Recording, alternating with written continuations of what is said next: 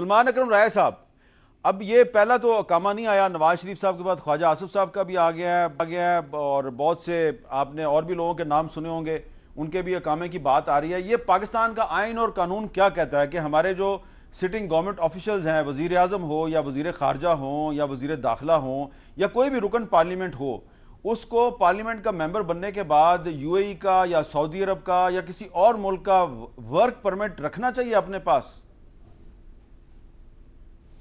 دیکھیے، اقامہ تو ایک طرح سے ایک ویزا ہے، ایک لانگ ٹرم ریزیڈنس ویزا، کہ آپ کو ہر دفعہ ویزا نہیں لینا پڑتا۔ آپ نے وہ شرائط پوری کر دیں جن کی بنیاد پہ آپ کو ایک طویل مدت کا ویزا مل گیا، جس کی بنیاد پہ آپ وہاں چاہیں تو کام بھی کر سکتے ہیں۔ اب پینما کیس کے دوران یہ سوال عدالت عظمیٰ نے اٹھایا تھا کہ کیا ہمارے کسی قانون اور آئین میں یہ پابندی ہے، یہ بندش ہے کہ ممبر پارلیمنٹ جو ہے کسی دوسرے ملک کا ورک پرمٹ نہیں رکھ سکتا، اور بظاہر ایسی کوئی پابندی نظر نہیں آئی تھی۔ خاصا وقت ہم نے ایک دن عدالت میں لگایا تھا یہ دیکھنے کے لیے کہ کیا کہیں کوئی ایسی پابندی ہے، لیکن بظاہر پابندی نہیں تھی۔ لیکن اس سے بھی معاملے کا مکمل میں سمجھتا ہوں جواب سامنے نہیں آتا۔ جو بات آپ کر رہے ہیں اس کا تعلق ایک طرح سے اخلاقیات سے بھی ہے، اور اس حوالے سے رائے اپنی اپنی رکھی جا سکتی ہے کہ کیا ایسا کرنا اچھا لگتا ہے۔ اس پہ بالکل رائے آپ دے سکتے ہیں، میں بھی دے سکتا ہوں، لیکن خالصتاً قانونی طور پہ اگر دیکھیں تو بظاہر کوئی پابندی نہیں ہے۔ لیکن اگر یہ کہا جائے ساتھ کہ نہ صرف یہ میرے پاس اقامہ ہے، اقامہ تو اس لیے بھی ہو سکتا ہے کہ آپ نے کسی ملک میں کوئی انویسٹمنٹ کر دی، کوئی پراپرٹی خرید لی اور اس کی وجہ سے آپ کو وہاں کی لانگ ٹرم ریزیڈنس مل گئی یا ویزا مل گیا۔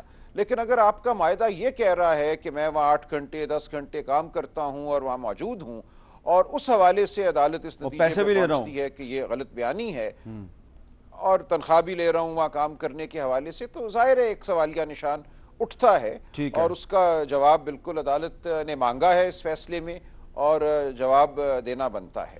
کامران مرزا صاحب، آپ کیا کہیں گے؟ آئین اور قانون کے مطابق ہمیں اقامہ رکھنا چاہیے؟ دیکھیے، اقامہ جو ہے، یہ جو لانگ ٹرم ویزا ہے، یہ اسی طرح ہر ایک کو نہیں ملتا۔ وہ جو کام کرتے ہیں یا جو جن کے بارے میں کہا جائے کہ وہاں پہ کام کرتے ہیں، امپلائی ہیں، ان کو مل سکتا ہے۔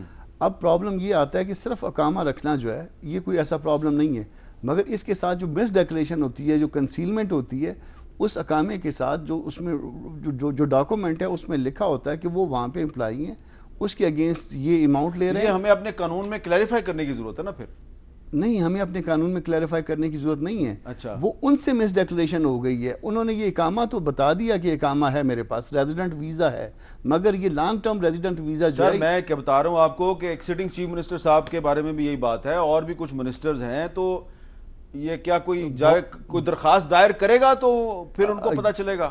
درخواست بھی ہو، اگر وہ تو چیف صاحب کہہ رہے ہیں کہ ہم نے 100 موٹو چھوڑ دیا، ورنہ تو 100 موٹو میں بھی بہت۔ تو پھر آپ درخواست کب دائر کر رہے ہیں؟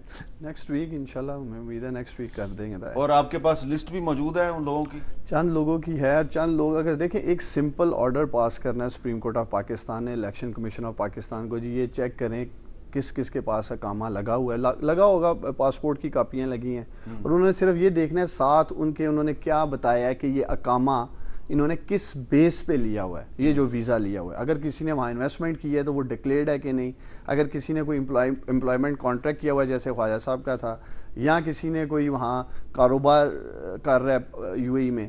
لیکن یہ تمام تر چیزوں سے ہٹ کے میر صاحب بات تو یہ ہے نا، یہاں اخلاقیات کی کوئی قدر ہی نہیں ہے، اس لیے کوئی بات ہی نہیں کرتا جی کہ فیڈرل منسٹر کے پاس اقامہ ہونا چاہیے۔ نہیں، انہوں نے مجھے یاد ہے ایک جگہ اسٹیٹمنٹ دیجیے، ہمیں آنے جانے کے لیے چاہیے ہوتا ہے ویزا، آپ بھی دبئی جاتے ہیں، میں بھی جاتا رہتا ہوں، ایئرپورٹ پہ ویزا مل جاتا ہے آپ کو 96 آورز کا۔ تو یہ کہ ہمیں ویزا لینے کے لیے یا ان پرابلمس کے لیے اقامہ لیے، یہ بنیادی طور پہ جو میں نے کہا ہے کہ ان کے اکاؤنٹس سامنے آئے ہیں، اس میں لمبی چوڑی ٹرانزیکشنز ہوئی ہیں، اور یہ اکاؤنٹ کھولتے ہیں۔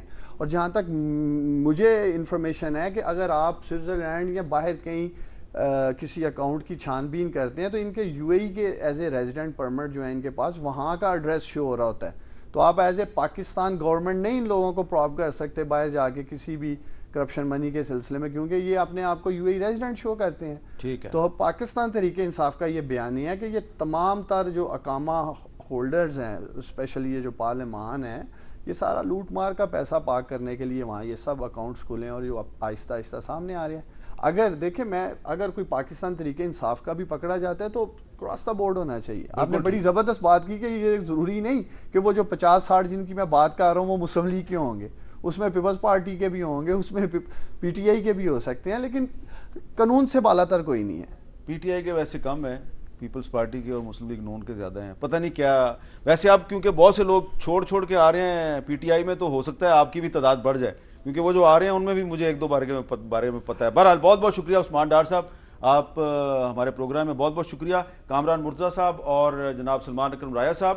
اور یہ جو 62(1)(f) کے تحت محمد آصف صاحب کو اسلام آباد ہائی کورٹ نے ڈسکوالیفائی کیا ہے, سلسلہ یہاں نہیں رکے گا. آپ کو بتایا عثمان ڈار صاحب نے کہ وہ عدالت میں جانے والے ہیں, ان کے پاس اور بھی لوگوں کے بارے میں انفارمیشن ہے, کچھ اور لوگ بھی ہیں جن کے بارے میں انفارمیشن شاید ان کے پاس نہیں ہے, شاید میرے پاس ہے, شاید کامران مرتضیٰ صاحب کے پاس ہے, کچھ اور لوگوں کے پاس ہے. بات نکلی ہے تو دور تلک جائے گی.